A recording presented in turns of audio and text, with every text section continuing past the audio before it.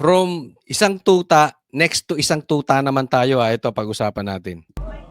Buo raw ang kumpiyansa ni Senate President Tito Soto sa suporta ng Senate Majority Bloc na nagluklok sa kanya bilang leader ng Senado. Sa gitna ito ng umuugong na namang umano'y kudeta sa Senado. As far as I'm concerned, and my opinion is, the Senate is stable, both majority and minority. Pagka nanggagaling sa social media yung kwento, hindi ka, well, madaling kumalat dahil social media, pero I don't see it coming from anywhere. In fact, no, the other day, nagkausap kami ni Senator Alan at nababanggit na rin yan eh. Sabi niya nga, siya mismo nagsabi sa akin, wala naman akong kinakausap kahit sino eh, sabi rin niya.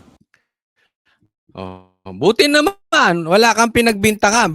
Sabi ko, baka mamaya kasalanan na naman ni PRRD pati yung pagpalit ng Senate President. Di ba? Lahat na lang sinisisi kay PRRD. Di ba? Pati nga yung lindol sa Cebu, kasalanan ni PRRD. Pambihira yung mga yan. No? Anyway, wala daw palitang Si Lacson lang magre-resign. Tapos, etong si Tito Soto, hindi papalitan na Senate President. At inamin niya, pagdating sa social media, mabilis kumalat. Kaya muli nananawagan tayo. Let's pressure the Senate na palitan ito. Wala talaga mangyayari. Sinong papalit nito?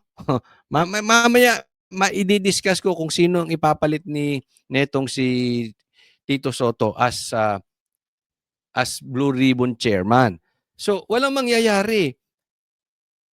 Magkakalat lang din. Magpapaulit-ulit. Wala ding maiimbestigahan. So, ang mangyayari niyan, yayariin lang, kakatayin lang yung mga DPWH, kakatayin lang si mga kontraktor, tapos sila hayahay pa rin ang buhay, walang nakulong, walang naparusahan, tuloy ang corruption. 'Di ba? Babawasan lang nila para hindi masilip, hindi halata. Pero kung yung corrupt, andiyan pa rin, wala din mangyayari. No? So, i-pressure natin. Kailangan talaga mapalitan to. Walang kakwenta-kwenta. Sabi ko nga simula nang pumasok as Senate President at Blue Ribbon Chairman yan si Lacson, nagkaleche-leche yung investigasyon. Walang pinapatunguhan. Puro contractor lang. So, banata natin sa Facebook, na i-pressure natin yung mga senador. Kasi yung 4 na yan bumaliktad, dapat na yan eh. Para mapalitan to ng merong managot diyan sa pangangurakot sa flood control.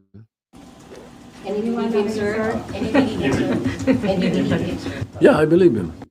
Umiikot sa social media na ang papalit umano kay Soto, si Senate Minority Leader Alan Peter Cayetano. Papalit naman umano kay Senador Ping Lacson bilang Senate President pro tempore si Senador JV Ejercito. Sabi ni Ejercito, super fake ang post na ito. Mabilis din itong sinala ni Deputy Minority Leader Senador Joel Villanueva. Nanggagapang bang minority para... Hindi namin kailangan siguro. It's not enough priority list. Basta walang movement. So many things that we have to think about. Sa gitna nito, sabi ni Soto, hindi na raw kailangang mag-loyalty check. Wala rin daw siyang inaasahang palitan ng liderato pag nagsesyon ng Senado sa Biyernes. Nang tanungin kung outside forces ang nagpapakalat ng umano'y kudeta, Posible. Malamang may mga nag-iintriga lang sa Senado. Sige, sapagkat pagkausap ko naman yung leadership ng minority, wala naman kaming hindi pinagkakaunawaan. Yun nga ang nakakalungkot. Kaya ipe-pressure natin. Tayong taong bayan, karapatan naman natin siguro magkaroon ng ating gusto na kung sino ang maglilid dyan. Di ba? Nakakahiya naman kayo mga senador kung ayaw nyo palitan tong Senate President. Ano nangyayari sa atin yan? Di ba? Naduwag na rin kayo. I'm sure. lumutang ang kudeta sa Senado, bunsod ng anunsyo ni Senador Ping Lacson na plano niyang magbitiw bilang chairman ng Senate Blue Ribbon Committee. Senator Lacson is frustrated. Yan, ito maganda. Frustrated si Senator Lacson. Bakit? He's not stressed. Sanay sa stress yun eh. So, hindi siya stress. Frustrated. Maghihiring Bakit? siya. May maangal. Bakit nag-hearing? Pag hindi siya nag-hearing, may umaangal, ba't hindi nag-hearing? Oh. Ito ang isa sa pinaka-stupid commentary o pinaka-stupid statement na sinabi, no? Pag nag-hearing siya, may magagalit. Pag hindi siya nag-hearing, may magagalit. Saan siya lulugar? Yun ang ibig niyang sabihin itong si Tito Soto na sinabi ni Lacson. Kasi ganito yan. Hindi pwedeng mema lang. Hindi yung pwedeng mema. Sabi lang na nag-hearing. Di ba? Para kang halimbawa, naghanda ka ng panis na kanin. Siyempre, yung pinaghandaan mo, magagalit. Pambihira ka naman, pakakainin mo ko. Panis pa. Di ba? Walang kwenta. Oh. Parang ayaw mo magpakain. Oh. Kanibukasan, hindi siya naghain. Oh. Siyempre, nagalit. Teka muna, bakit wala tayong kanin? Oh. Ikaw naman, pagka may kanin, galit ka. Pag walang kanin, galit ka. Di ba? Ganyan yung yan yung sinasabi mo. Di ba? Ba't hindi kaya kayo mag-serve ng masarap na kanin? Fried rice. Yan ganyan, mga yang chow. Naku, nagutom tuloy ako. Paborito ko yung mga ganyan, yung mga fried rice. No, yan ang weakness ko eh. Oh. Di ba? Kung gano'n ang hain nyo, di walang reklamo. Paano ang hinahain nyo sa taong bayan? Panis na investigasyon. Gusto nyo tanggapin namin. Pag hindi namin tinanggap yung panis na investigasyon ninyo, magagalit kayo. Pag pinuspon nyo at nagalit kami, pambihira. Tito Soto, ano ka ba naman? Ginagawa mo bang noontime show talaga yung Senate? Pambihira, obvious naman yun. Di ba? Walang kakwenta-kwenta. Alam nyo yung investigasyon nyo? Ampaw. Walang laman. Tapos gusto nyong ipakain sa amin? Panis na investigasyon? Panis na kanin? Sino hindi magagalit? Loko-loko pala kayo eh. Ano ba talaga? Diba? So, Alam mo, yung komentaryo mong yan, pang-itbulaga. Huwag mong dalin as Senate President. and then I think the way he ran the Blue Ribbon Committee hearings were very good. Kita mo? Pambihira yan. Ganyan na kababaw ang Senate natin. Di ba? Very good pa yung ginawa ni Lacson sa Blue Ribbon Committee. Pambihira. Ang baba na ng standard. I mean, bulok na ang Senate kung ganong klaseng investigasyon ay very good. Pambihira. The man is frustrated. I will support whatever decision he makes, and I will accept whatever decision he makes. Kaugnay Alam mo, ganito lang kasimple yan, Tito Soto. Huwag nyo nang pahabain yung drama. Kung mag-resign, tanggapin nyo, tahimik na, alis na siya. Di ba? Wala naman siyang bilang. Di ba? Wala ang kwenta talaga yung pinagagawa niya. Ayaw sa kanya ng taong bayan. Whatever decision he makes, Kaugnay naman ng 2026 national budget na hinihimay na rin ngayon ng Senado, gusto raw nila na tanggalin na lahat ng unprogrammed funds maliban na lang sa foreign assisted projects. Ang unprogrammed funds ay yung mga proyektong wala pang tukoy na pagkukunan ng pondo. Ang foreign assisted projects naman ay pinupondohan ng ibang gobyerno o international organization. if possible, 100% no unprogrammed funds. We will make sure that when we discuss the budget finally on second reading, before third reading, there should be no unprogrammed funds. Ako, okay sa akin yung walang unprogrammed funds. Tanggalin na yan. Pero mas maganda siguro, mas maganda siguro, tanggalin nyo yung magnanakaw ng flood control projects. Pag natanggal nyo yung mga magnanakaw na flood control projects, maparusahan ninyo, sigurado yan. 70-80% ng corruption sa Pilipinas, wala na. Guaranteed po yan. Tanggalin nyo lang yung mastermind. Dadalawa lang naman yung mastermind na yan eh. Parusahan ninyo, tanggalin ninyo, ikulong ninyo. Kahit magkaroon ka pa ng unprogrammed funds, etc., etc., wala na halos mangungurap niyan. Sa GMA Integrated News. Next po tayo, tingnan natin ito. Tingnan po natin ito. Ito naman, pamumuno ni Soto, very stable, sabi ni Lacson, pambihira. Lintik to mga to. Akala ko ba, ikaw Tito Soto, kayo mga komedyante, noon time show kayo. Ginawa niyong kapwa ko, mahal ko to eh. Si Boying, pinuri si Lacson. Si Tito Soto, pinuri si Lacson. Si Lacson, piniri si Tito Soto. Lahat magaganda ang ginawa ng tatlong itlog. Boying, Lacson, Tito Soto, nagpurihan. Samantalang galit na galit ang taong bayan sa inyong tatlo. Ang gugulo niyong tatlo. Walang nangyari sa investigasyon nyo. Meron ba?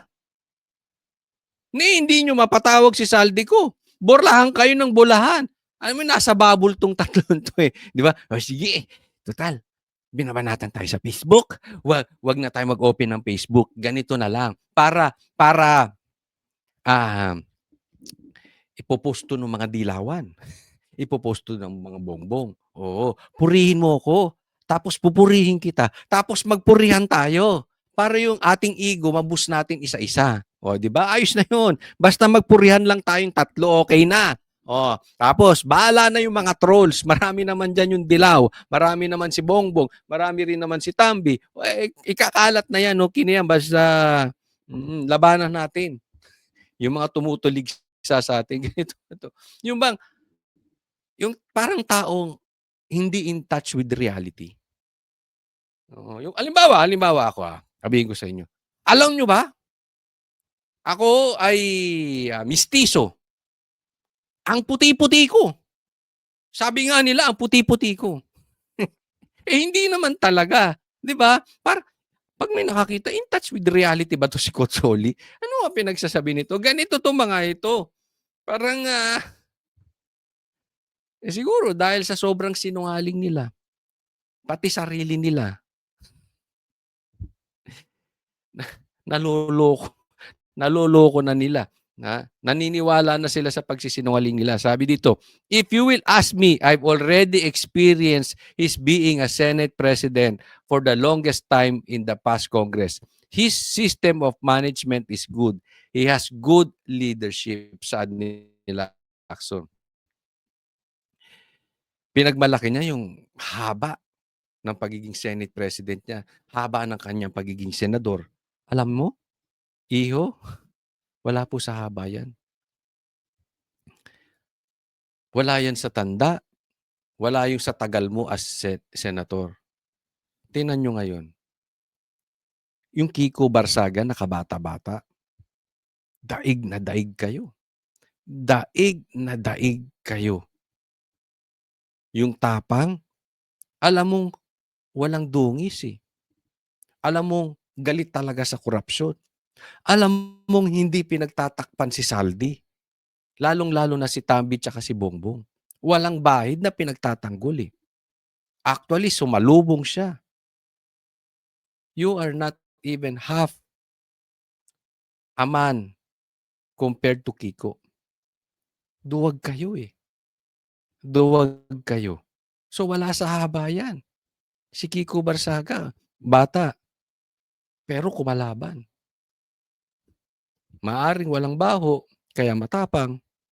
Sa tagal niyong senador, di ba? May insertions din kayo.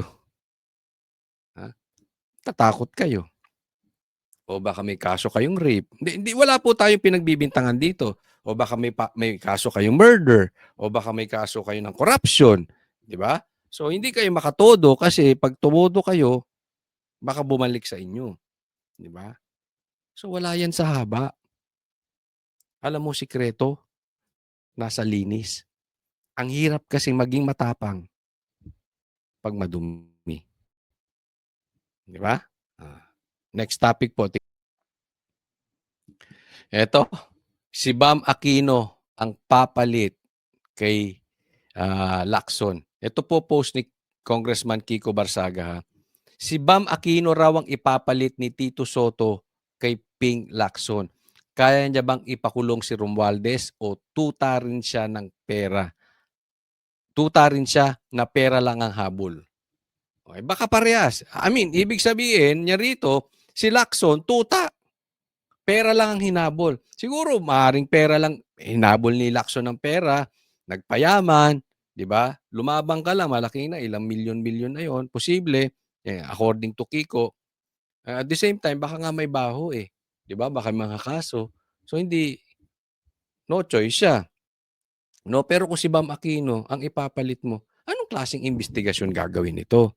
Isipin mo, gagawin mong Blue Ribbon Chairman niya, papalitan mo si Lacson. Eh yung tsuhin nga nila, hindi nila, dalawang Aquino na upo. Di ba? O ito rin, senador pa din. Di ba? Matagal na rin tong politiko. Wala nga kayong nagawa. Hanggang ngayon, hindi nyo malaman sinong pumatay sa tsuhin ninyo. O baka naman alam nyo kung sino na pumatay sa tsuhin ninyo. Hindi nyo lang masabi kasi baka bumuelta. Baka galing sa loob din. Baka galing sa inyo. Hindi natin alam. Hindi po tayo nagbibintang. Pero how can you investigate? You cannot even investigate. Yung sa tsuhin mo. Na nakaposisyon kayo. Kung totoo itong sinasabi ni Kiko Barsaga na siya papalit to si Bam, talagang ala na. Talagang kitang-kita na dito na obviously si Bongbong Marcos at saka si ang Dilawan talagang nagkakainan na ng tae. Yung kinain nila, kinain ulit nila. Yung isinuka nila dati, kinain ulit. Ganyan na yan. Anong alam niyan si Bam? Hindi nga yan. Kamag-anak pa daw. Di umano ni Romualdez. Di ba? Si Romualdez, si Lisa. Mga Aquino, ano mangyayari? Anong klaseng investigasyon ang magaganap dito? Di ba? So kung ito lang ang asahan natin at ito, babalikan ko yung sinabi ko sa inyo kanina. Hindi po pwede. Magtulong-tulong po tayo. Hindi po pwedeng si Tuta Soto pa rin ng Senate President. Kailangan mapalitan talaga yan.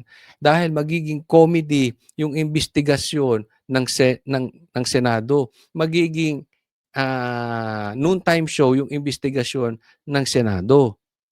At the worst ay baka wala nang maging investigasyon. Kampi-kampi na sila. Lahat-lahat na yan. Di ba? Isipin mo.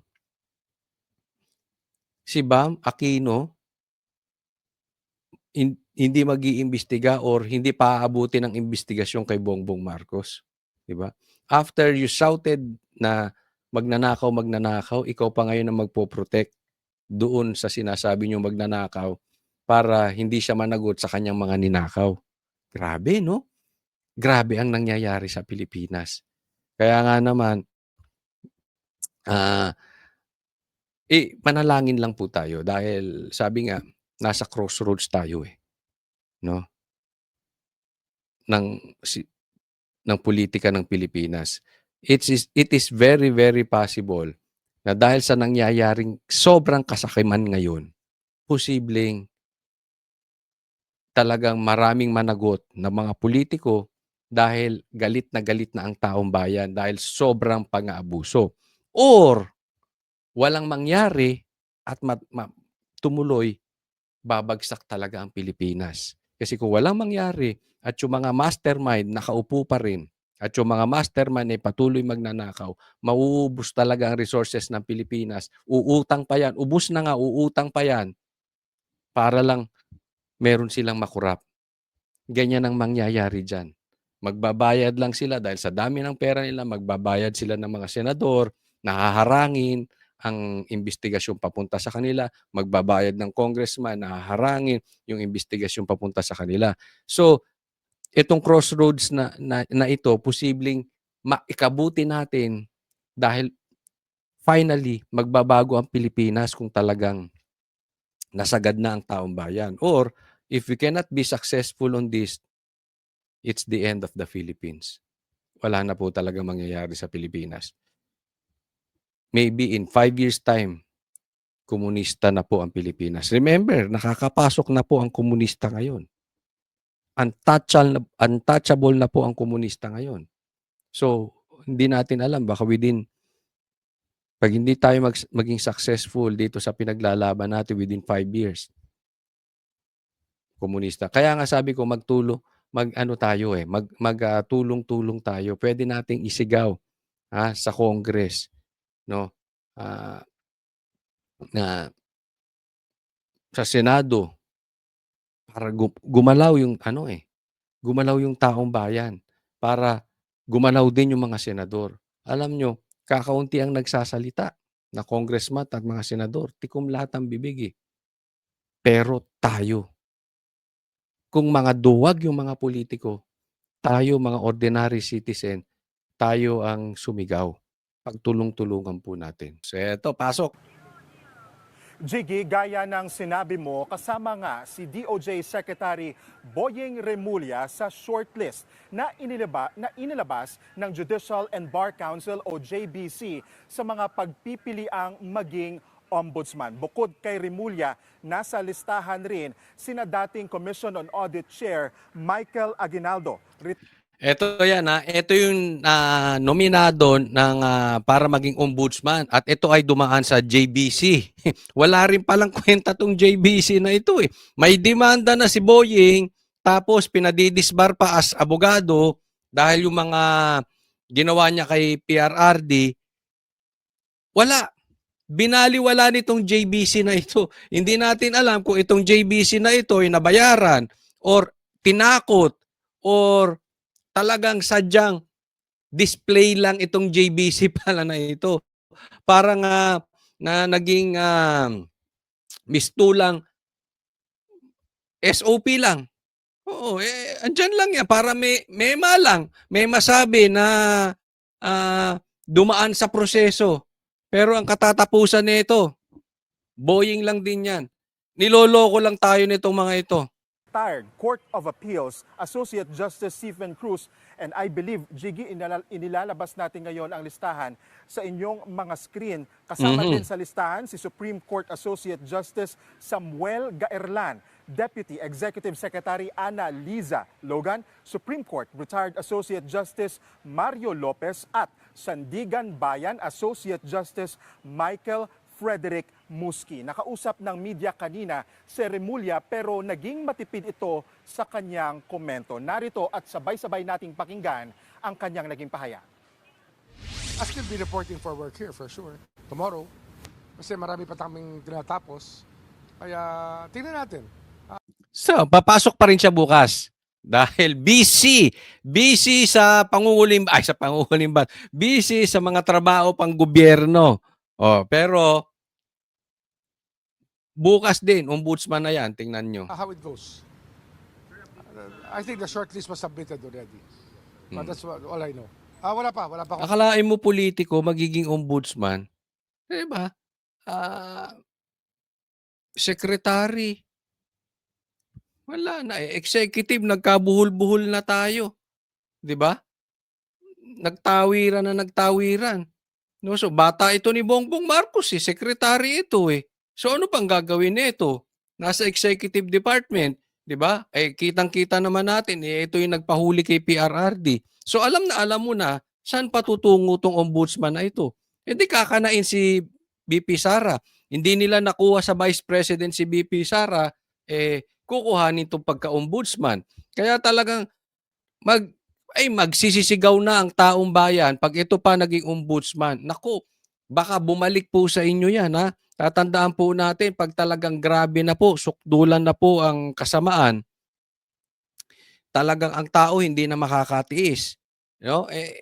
Sigurado yan, walang gagawin yan. Ngayon, kung hindi man ito maging ombudsman, siguro may last resort sila, wag naman sana. Baka yariin si BP Sara. Wala po tayong pinagbibintangan kung sinong yayari. Pero si VP Sara mismo, sinabi niya, may 3 taong gustong pumatay sa kanya. Si Bongbong Marcos, si Tambi, at saka si Lisa. Kita nyo naman. Ngayon, ha? Kita nyo naman ang nangyayari ngayon nung sumumbulak na yung baho ng baha. Lalong magagalit kay Sara yan. So gagawa nila ng paraan talaga si VP Sara. update. It's a work in progress. Samantala, wala pang reaksyon si Remulla sa sinabi ng ate ng Pangulo na si Senator Amy Marcos na siya ang itinalaga ng Pangulo na bagong ombudsman. Dagdag pa ng senadora, ito raw ay parang sapilitang pagtatalaga sa taong hindi karapat-dapat. May nakabinbin na kaso at may mga bahid ng kawalang hustisya. Yan. Ito si Amy na mismo nagsabi na si Boying na ang magiging ombudsman. Siya na sigurado ang itatalaga ng kanyang kapatid. Kaya, nako, grabe. At Gio, ano bang agam-agam pa ni Senator Amy Marcos kung si Remulla magiging ombudsman?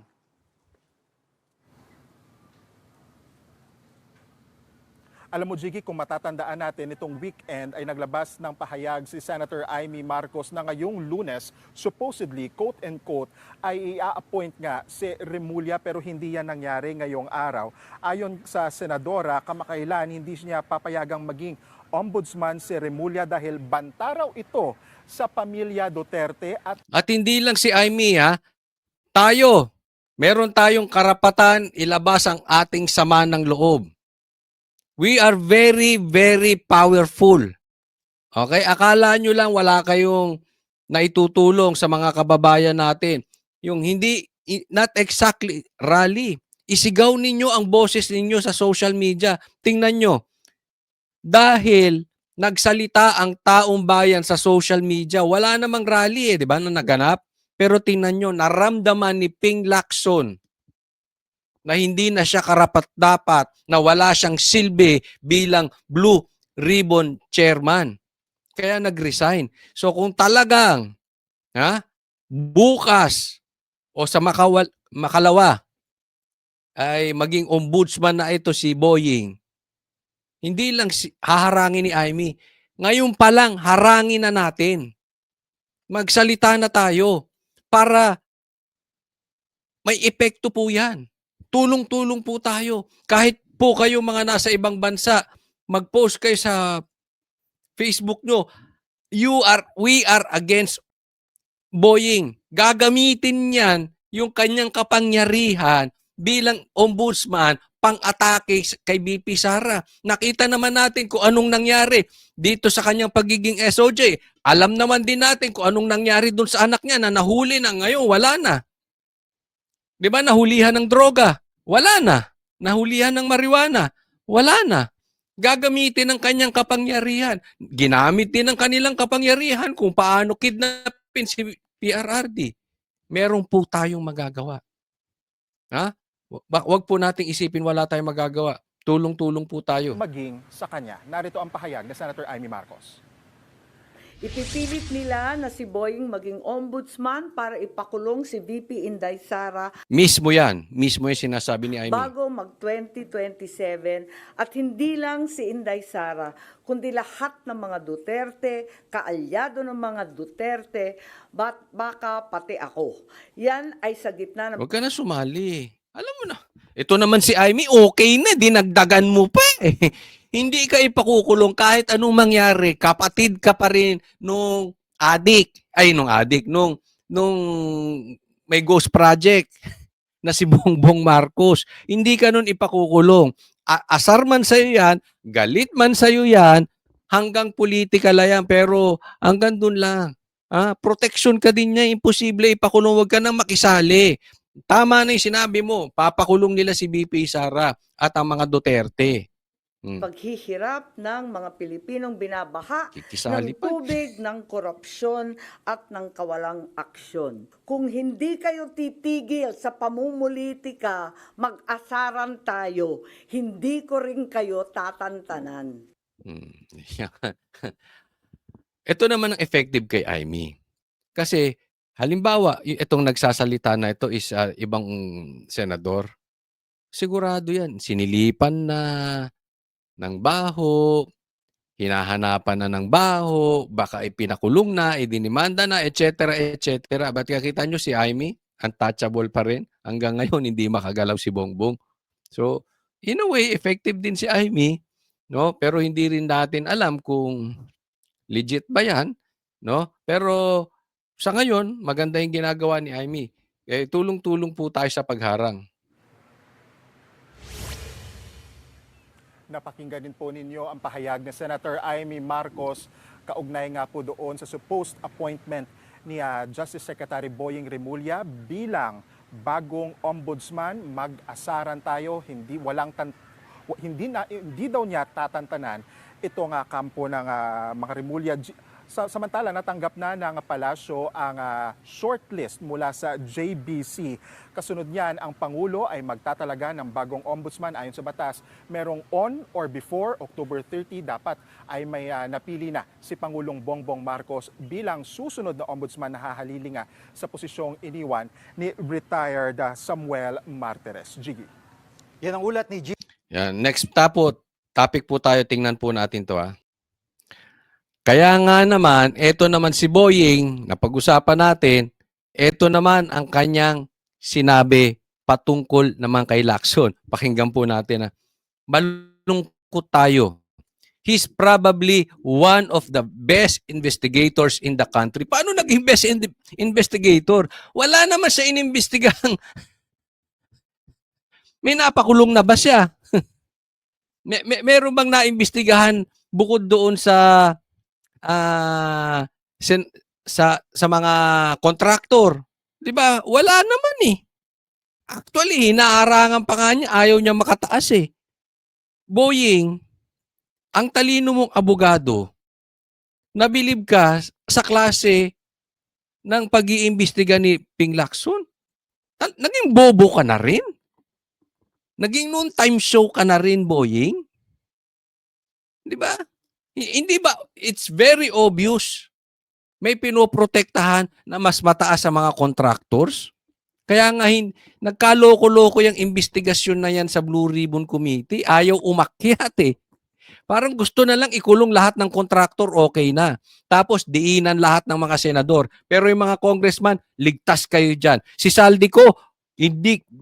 Pag-uusapan muna natin kung papatawag. Si Tambi, i-schedule pa. 'Di ba? Yan na sinasabi mo magaling mag-imbestiga. Sabi niya, kaya impressive ang body of work niya talaga. Ano naging impressive? From the very beginning until now. Ngayon, eto tingnan po nating mabuti.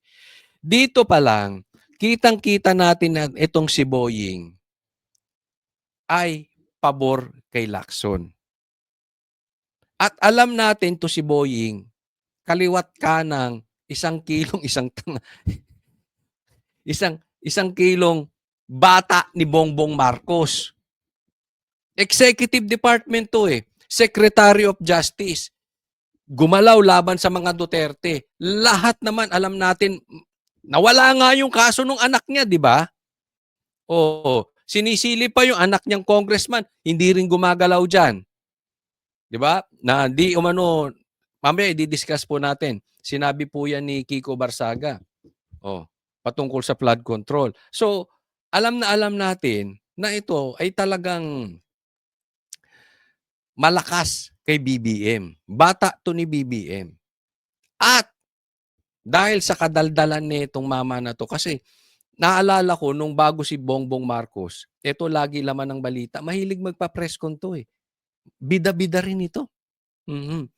Kaya sa kadaldalan niya, huminto lang to, alam nyo kung kailan? Nung nagkasakit, di ba?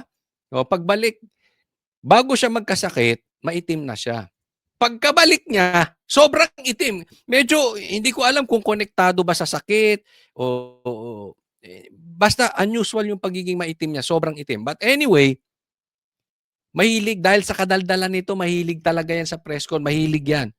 Ngayon, lumabas tuloy sa sarili niyang bibig, nahuli sa sarili niyang bibig, eto si Lacson. bata din ni Bongbong. Napapag-connect nyo? Kaya alam natin hindi aabot ito sa presidente. Yung investigasyon ni Lacson, siguro ang pinakamataas kung sakaling hindi siya bumitaw.